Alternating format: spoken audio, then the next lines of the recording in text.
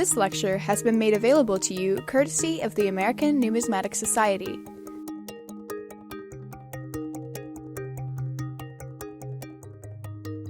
Our next speaker is Phil Davis. Phil is a longtime collector and researcher of the Roman Republican silver coins.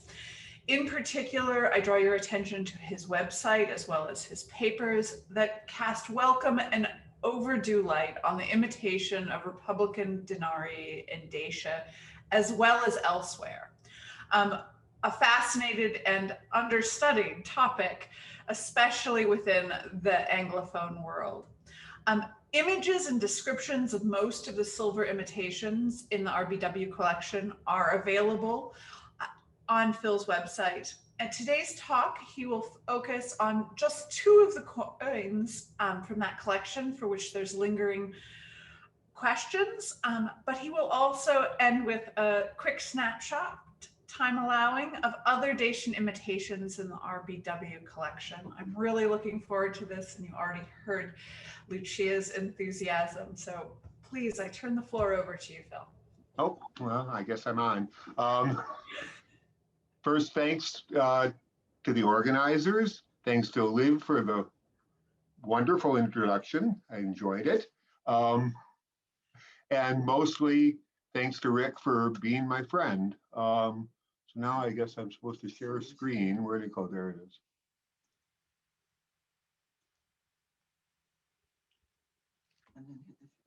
Oh, right.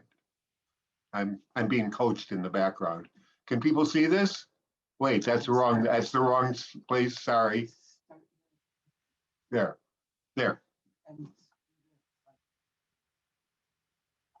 I apologize for this. Oh, from beginning. There. Can people see this? Perfect. Okay. So as we've said, I'm going to talk primarily about two particular coins in Rick's collection, now in the ANS collection. I guess it makes sense to give a very quick overview of silver denarius size imitations, which are, I believe, are primarily struck in Dacia, with the exception of the Araviscan coins, which is a special subset, which Rick also had an extensive collection of, but I'm not going to deal with those today. And also, thanks to Rick for being my friend. This was taken in Zurich at a little dinner that he hosted at the time of this sale. Was the first part of his collection. So the first coin I want to talk about is an imitation of RRC 379/2, a denarius of L. Procilius,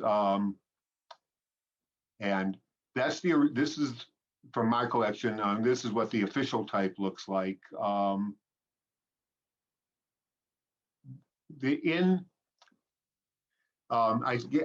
guess I want to back up, give a brief overview of the Dacian coinage in general, because I think, as we've said, it isn't even now well understood by people.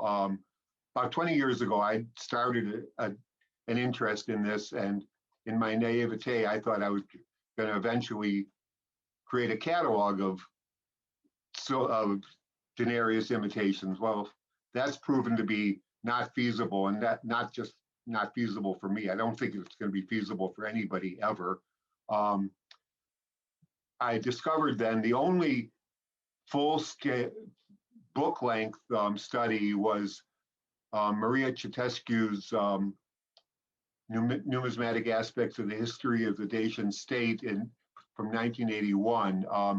And she coined a distinction between what she called Dacian monetary copies, which were imitations, but close imitations. They mostly had accurate legends. They had very recognizable types on both sides. But anybody who was at all familiar with official Republican coins would know quickly that these were different. And then she distinguished between what she's calling copies and what she called imitations, which are probably what more people are used to seeing as, under the term imitations. They're sometimes quite wild. The obverse and reverse are poorly matched. The legends are completely garbled often, or don't even exist. She called these monetary imitations. I try to use those terms, both in the paper for this conference and in this talk and in general and things that I've written. I try to use those terms consistently. It's hard sometimes not to use the word imitations as a catch-all, but I try not to, because I think it's sort of the only thing that's out there is a way of categorizing these sorts of imitations, and the distinction is very clear on either end.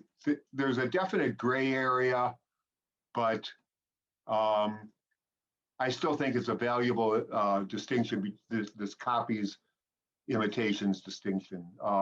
First coin I want to talk about relates to the Perosia hoard. That was a hoard of 552 Republican denarii, or Republican types anyway, found in Perosia, Romania in 1964. Of those, 49 of them were copies used in this technical sense of copies, and only 49 copies comprising only 4 different types. Of those 4 types, fully 23 of the 49 coins were copies of the L. Procilius coin that I'm going to talk about. These are not quite all of them, but a lot of the coins in the Perosia hoard. And you can see it's forget that. It's self-evident from looking at them that they're all die length. These are all from the same pairs of dies. And although there's various flaws from striking, these coins didn't circulate at all. And I think that this hoard and the fact that these coins didn't circulate and that they clearly stayed together from the time they were made was instrumental in the idea that's out there that the Dacians lacked a true monetary economy despite the fact that they were making coins. The idea is that they were just, a store of value, or, a show of power. The rulers see we produce coins. And because these coins didn't circulate, that, this hoard lent a lot of import to that idea. So I was quite pleased when in the market on eBay, actually, I came across another coin from the same dies that are represented in the hoard. I'll flip back, but there'll be because this is unprecedented. And in my experience, this is still the only coin that from these Perosia dies, not just of this type, of any of the 4 types, that has ever appeared outside of the hoard itself. So this coin was formerly in my collection. When I sold mine in 2012, I guess, Rick asked me for a list of coins that I thought were important, that he should buy, with the intention of eventually they'd wind up in the ANS. This was number one on my list. I mean, in the sale catalog, I think I said, you know, this is probably the most important coin in my collection because it really does have a lot of evidentiary weight because this coin clearly did circulate. So it's what, you know, the coins in the Perosia hoard did not, but it's not accurate to say that the Dacian coins didn't circulate at all. So Rick did duly buy this. There were certain vagaries in ending it in its journey to the ANS, but it's there now. And I thought it just might be interesting to show side by side the obverse of the official coin, the obverse of the copy, and the same thing with the reverse. So just, you know, to summarize, you know, did the Dacian coin circulate? Well, you know, this one did anyway. And so you can't say that they didn't at all.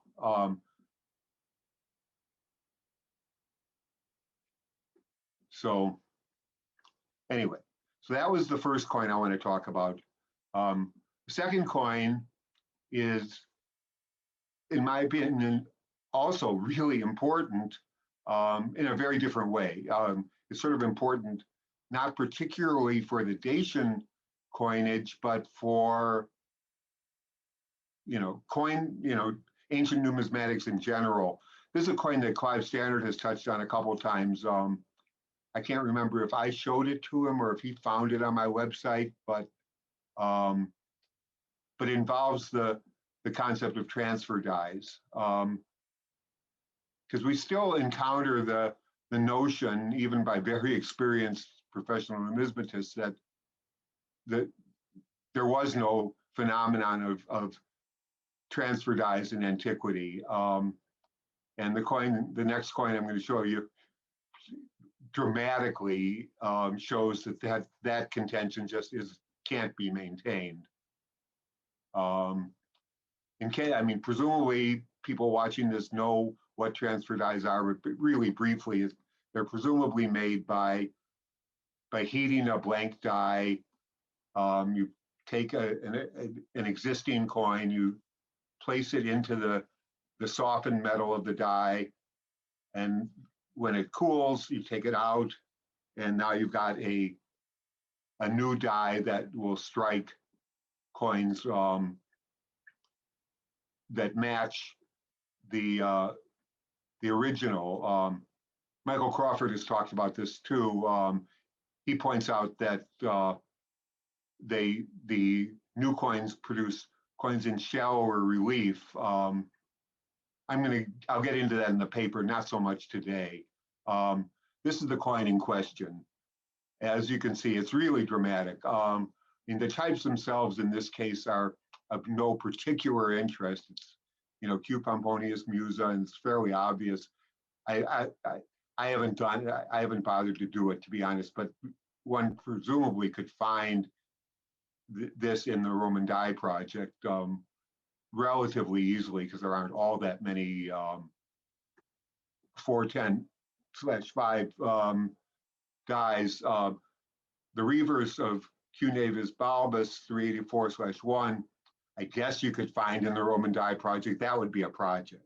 That would be hard because there's so many and there's nothing to tip it off. But again, the types themselves are sort of random. What's wonderful about this coin is the fact that, I mean, I don't even know what to say about it. I want to just say, look at it, because it's so clear that it was made by pressing an existing coin, and they didn't bother to pick the same coin on both sides, obviously. You can see the full edge of the coin on the Musa obverse side, but wonderfully, you can see even the serrations of the Q Navis Balbus coin. I mean, when I first saw this, I just was tickled, and I wanted it too, I have to say. The way, I mean, I'm going to sidetrack it for a minute. Rick knew about my website, and we had a little friendly competition of, the quality of our respective collections. But I had never seen his. A couple years after I started I established the website in New York at the International. Rick surprised me with a box of imitation. This was one of them, and said, "Put these on the website." So I did. My intention had been that the website was going to be my collection and nothing else, but needs must, and I did it. And then I just thought that some close-ups of what's going on would just show it. I guess nobody can see my mouse that I'm pointing to, but it's pretty obvious right now. I'm pointing to the edge where you can see the serrations just clear as day. And those are the two coins that I wanted to highlight.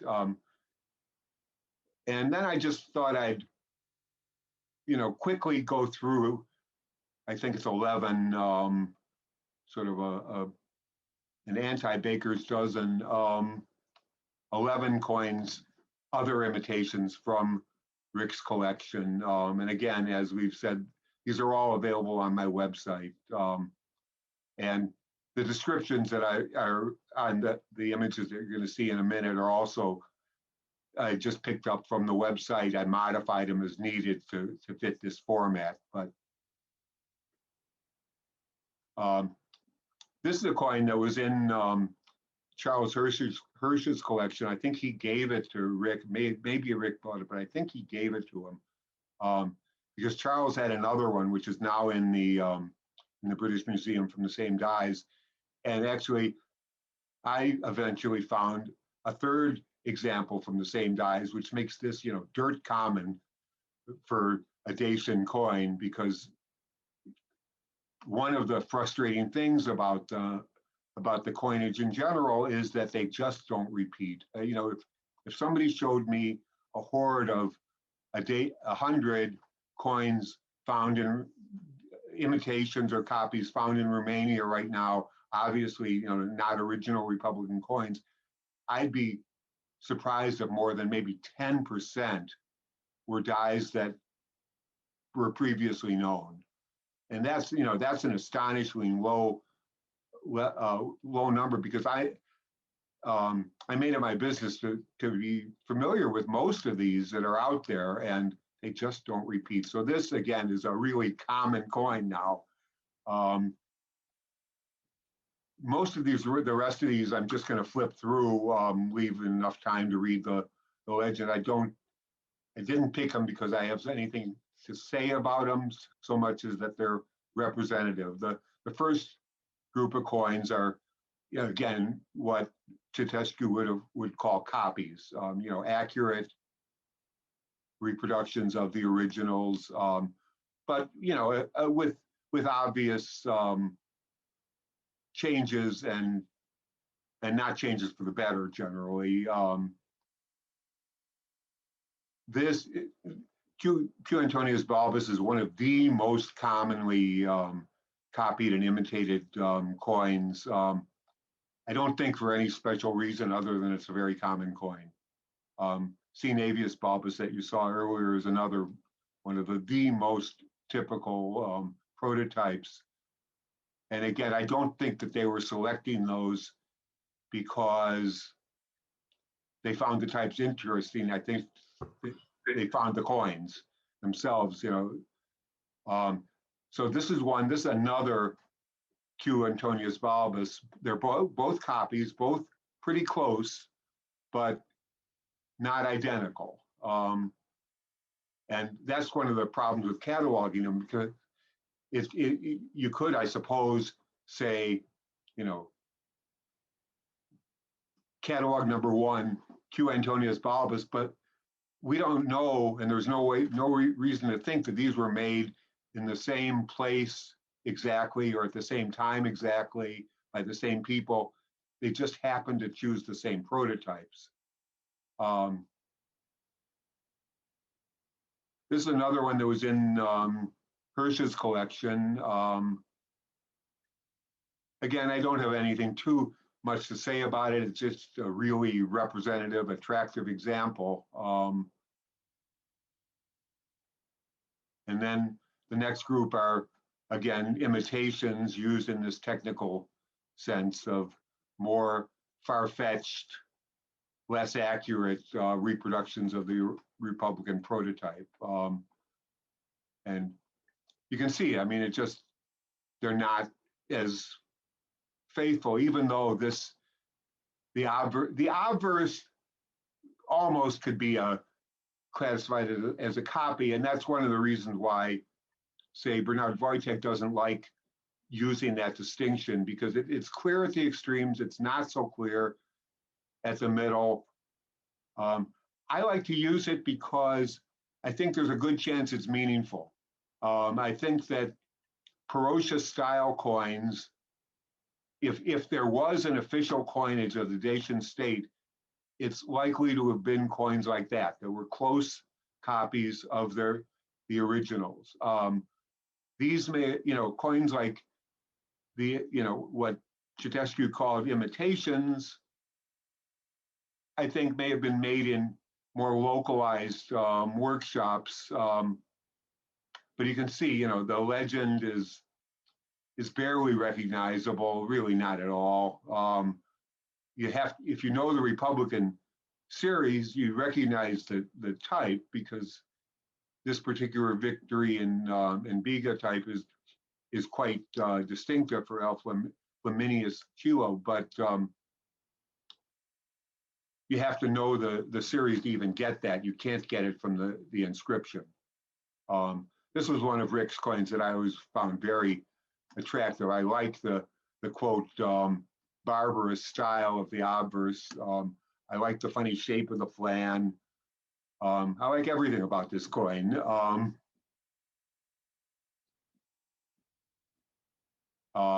This is another just, typical and attractive coin. The numbers that you see here are the numbers that are on my website. It's impossible to know what they were looking at when they created the obverse of this coin. I mean, there's so many possible Roma heads. There's no inscription here. There's no way to tell, and I doubt they cared. This is another, coins like this, it may not immediately jump out that the obverse is C. Naevius Balbus. Once you've seen the reverse, it becomes pretty clear, I think. And of course, the reverse, has the triga, like the C. Naevius Balbus coins have. Doesn't have the horse looking back. That was either beyond their capabilities or beyond their interest. I'm not sure which. This is an interesting coin. It was marked on Rick's ticket that it was found in Spain, and I have no particular reason to doubt that. If it was, it almost certainly isn't Dacian, it's something. It doesn't look the same to me, and the inscription has got these curly letters that the Dacians really never used. So who made this coin? I wouldn't even want to guess, because I'm not aware of other things like this found in Spain, although there are hints of these sorts of imitations found in Spain besides this coin, but nothing dramatic like the coins coming out of Romania or northern Bulgaria. This last coin, I'm cheating a little bit in including it in this talk. this is a coin from my collection. It was one of the ones I told Rick, you should try to buy this, because I just found it real. I think it's one of the coolest looking imitations I've ever seen. And he did duly buy it, but for reasons that aren't germane to this, it was never placed in the box that Rick earmarked to go to the A&S. And so it wasn't. So it was sold. So it's out there somewhere. It's not in the A&S, but for a few years it was in the RBW collection. So since I like this coin, I thought I'll pander to myself and include it. And lastly, thanks to my technical advisor and fashion consultant and wife, Ann Whalen, thanks for coaching me in my first Zoom PowerPoint presentation and for helping me select a shirt. And this is her shown on the dune restoration project on Lake Michigan that she initiated and still coordinates. And that's that. That's wonderful. Well, thank you. As someone who, of course, is in love with the Roman Republican series and, of course, comes across the imitations all the time, and I didn't have a good enough framework in my mind for organizing them, and I think you've really laid some good foundations, at least for me. Oh, good. To think about it. I know there's a lot of questions on deck that people want to ask you, but I'm going to take my role. So I should unshare this, right? Yep. Stop share. Stop share. Okay. And ask about serrated Dacian types. How did they create their serrations? Are they similar? Are they cast into the plan? They're not. They don't seem to be cast into the flan. I mean, again, just visually, the edges, if you have the coin that is basically unworn, the edges of the serrations are basically unworn as well. So I think they created them the same way that the Republicans did. I didn't show any because I don't think Rick had any of these sort of coins. There are Dacian imitations that are serrated where the original was not, which I find fascinating. If anyone's interested, they can contact me afterwards. I can try to find them on my website. But again, I didn't show that because they're not in the RBW collection. Thank you very much. I will now yield the floor to Andrew McCabe, who has a question. Yes, a simple question, Phil, is could you explain to us what's going on here? Because nobody who reads RC understands why it matters about the wear on the head, on the hair. And this is a proof that transfer dyes exist. And so maybe you'd like to comment. Well, are you putting the two parts of the talk together? Because the transfer dyes, I think that coin was self-explanatory about the transfer dyes and the serrations struck into the coin, could speak for themselves. The first part. The upper picture is the dye, a dye, but it is a dye that dye matches, but is missing some of the hair detail. It's just obviously circulated in general. I mean, it's not specifically the hair detail. If you're talking about the Alprophilius coin, Andrew? So the upper picture is a picture not of a coin, but of a dye. No. What upper picture? I'm not seeing anything. I'm not seeing. If you're sharing something, I'm not seeing it. Oh. Oh, we're not seeing it. Yeah. Probably not. So that will explain That's why why this, maybe we're talking at cross purposes. Let me try again. Now I understand what We I see was answering something that made sense to me, but not to Andrew, because I'm still not seeing anything. Should I mean, is anybody seeing what Andrew's showing? I'm only seeing lovely participants. Yeah. Oh, here we are. There you go. Yeah. All right. It's a die. Right. This is one of the Taliska dies, isn't it? Yes, Yeah.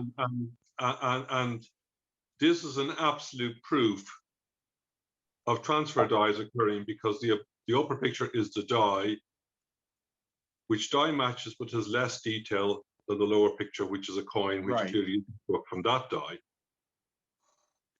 Right. You know, after you and I talked, not today, I did decide that you're right. I should incorporate that into the paper. I mentioned that briefly today. It's in the appendix of Roman or of RRC itself. It is a dramatic thing. If people don't know, there was a horde of dies found in Taliska, Romania. I don't remember what year. I didn't know there'd be a quiz on this. But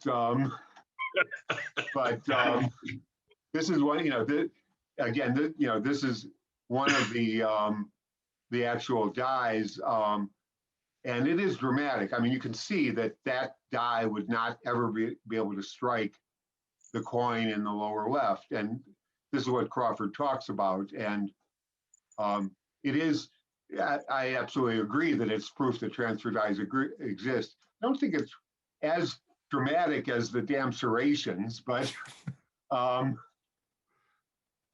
yeah, thank you, Andrew, and thank you for reminding me about this in RRC, because as I say, I am going to touch on it in the paper a little bit. Thank you. I'd like to call next on Alexander. I think he can unmute.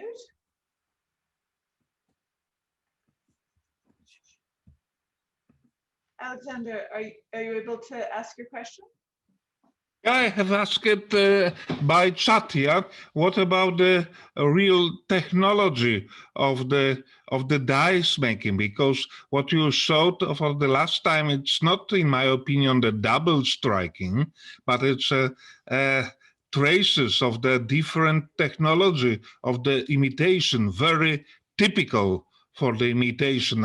I think, yeah, Cliff has the same opinion than me. Yeah. Okay. Yeah.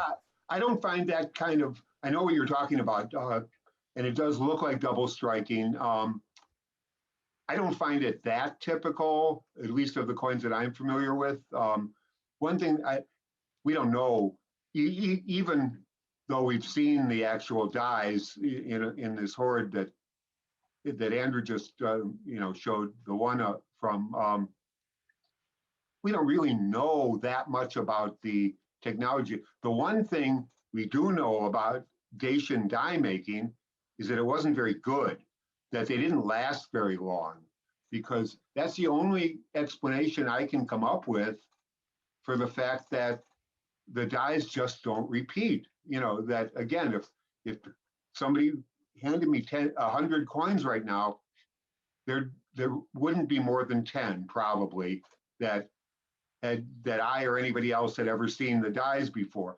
And that I've gone around 50, I've spent 15 years trying to come up with a better explanation other than the dies just broke after they struck, you know, X number of coins, and that X wasn't a very large number. But, you know, as far as the actual technology, I don't have anything more than that to say about it. If somebody did, I'd love to hear it. Yeah. We have so many questions that people. Oh my God. Larry Schwimmer would like to ask a question. Larry, would you like to unmute? Are you there, Larry?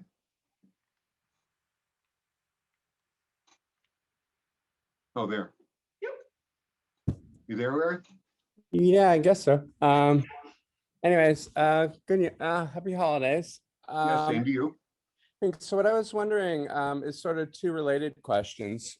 What is the archaeological context that we found the imitations? And the sort of motivation for my asking is basically one of the things I was thinking about are the cosan staters. They're enormous issue of also very similar of a few dies, and they're always found mint state. And as you were talking about earlier, a lot of the imitations are mint state. And I was basically wondering if they were made for a votive deposit rather than necessarily monetary or other uses. Well, see, I don't agree that I mean, the Parotia Horde coins and certain others certainly were mint state. I don't find that the imitations in general are mint state. I think that they show signs of wear. I mean, I think I demonstrated that on the one coin, but I didn't talk about it too much on the others. But I think if we went back to them, they look a little bit worn. At least I don't think that it was primarily a votive deposit sort of thing. I think that they were used as money. I mean, not to say that it couldn't have been used both ways. Of course, that's true. I would think that's true of any coinage, that they could be used as a votive deposit. What about the cosan issues? The staters. Well, do you really want me to answer this? I happen to think that a high percentage of the cosan staters are fake. Okay.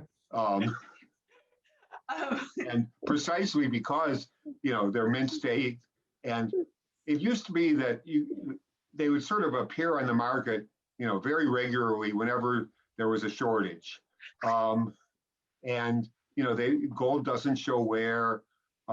Anyway, I'm not the only one who thinks that, but clearly the market sells them. And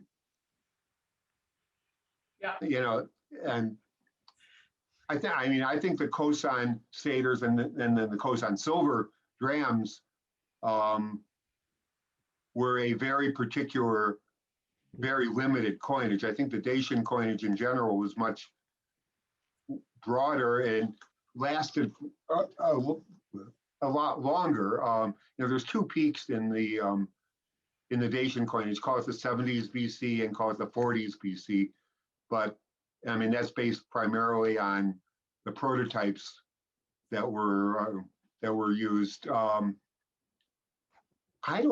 aren't more than stray finds in actual archaeological contexts. The Parotia Horde coins, for instance, were found by workmen.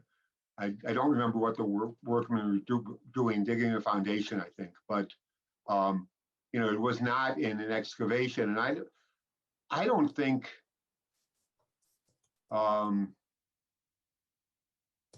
we could check with Christian Garstek. I'm sure we can follow up on that. So we have two more questions that or three, in fact, but maybe we'll get to two. Warren next, and then Clive. Hi. You showed a picture of a Crawford plate and said that die couldn't have struck that coin. And I thought you were referring to the amount of wear. And if that's the case, the die could have struck the coin when it was fresher, because the extant die is obviously after it did a lot of strikes. So it's not wear that could prove that. Yeah, Andrew showed that, not me, but the point is that the relief on the die is quite shallow. I think shallower than would be accounted for by wear. I mean, again, I guess you'd have to run actual tests to demonstrate this, but I think a coin that circulated enough to lose the amount of relief that was shown in the die would also lose a lot more detail that would never retain the detail that was retained in the die, if that makes sense. Because the detail was mostly there in the die. It's the relief that's interesting. And, you know, a worn coin is a worn coin. I mean, there just isn't the same kind of detail. Does that answer, Warren? So you're saying that die illustrated was a transfer die? Yes, A die, exactly. it was, yeah. Yeah, I'm sorry, that wasn't clear. Again, that was something that that Andrew showed. But yeah, that is the point of that, is that was a transfer die.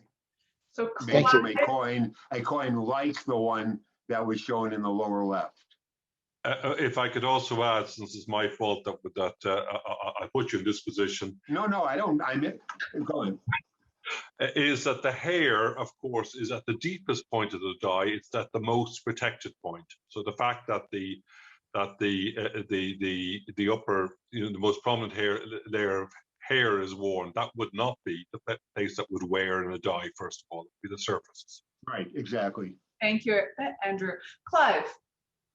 Okay, thanks, Dave. Thank you, Phil. That was very interesting. I've got 3 comments. Firstly, I've seen Dacian imitation denarii that are worn. I think you're right, they did circulate. The question is where? Were they circulating in a particular part of Romania, or did they even escape, shall we say, into the Roman monetary mass? The question is there, but there definitely are those worn ones, and I think your argument is good. The second comment I have is that I think that the serrati were made with a knife. You put the coin on the edge and you went tuck, Right. tuck, Yeah. tuck, tuck, tuck. You can see it in some of the Roman Republican denarii because clearly they haven't rotated the coin between a number of strikes. And you can also see the metal moving out from that. Serrati are not difficult. You even have fake cast serrati with silver all over, because it seems that Right. the knife would drag the silver down into the cut. That's my second comment. My third comment is transfer dies.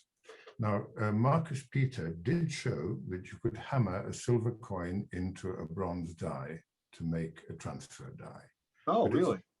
Yeah. You mean without softening it first, without heating the die? Really? Oh. Obviously softening it. Oh, okay. But then you have Marcus who did this, and this is quite amazing. But then you must remember that the melting point of bronze is about 950, and the melting point of silver is 961. It's very difficult to do because your metal very fast will heat up.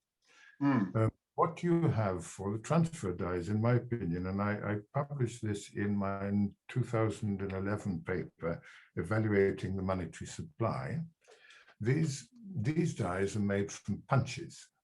And the punches are made by pressing the coin into clay, building a wall around it, pouring bronze into it. You then get a positive punch. You use that positive punch to bang into a die blank, and you make a die. So you have a transfer which goes from casting a positive punch into striking a die. When you do that, you see the coin, the second coin you showed is quite fascinating because it shows the edge of the coin that's been pushed into the clay. Right. That's what you're seeing there. When you've got that, you can understand how it works. Furthermore, the coin you showed there shows that once they had the punch and were using it, a cud broke off the punch. Ah, right, you talk about that. So that cud is a proof that it cannot have been made by a coin forced into the silver, into a die. So your transfer dies, and I agree, they are the most important things, are made with a punch. And that punch is made by casting bronze into the impression of the coin. And I think the best way to divide your denarii is between those that are engraved, in other words, somebody made a new die, and those which are transfer dies, which are made by this casting of a punch. And perhaps, though personally I'm very skeptical because of the melting points, perhaps occasionally somebody was silly enough to try and hammer a Denarius into a softened die. Those are my. Thank you very much. That was great. Thank you. So this has been a really lively discussion, and I apologize for everyone who didn't get a chance to ask their question, but we're a community that loves to keep talking afterwards, so I'm sure there will be emails and correspondence. Thank you for watching the American Numismatic Society's YouTube channel. Don't forget to subscribe. And if you like our online resources, publication, and events, you can support the Society by becoming a member. And don't forget to check out our book and eBay stores. The links are below.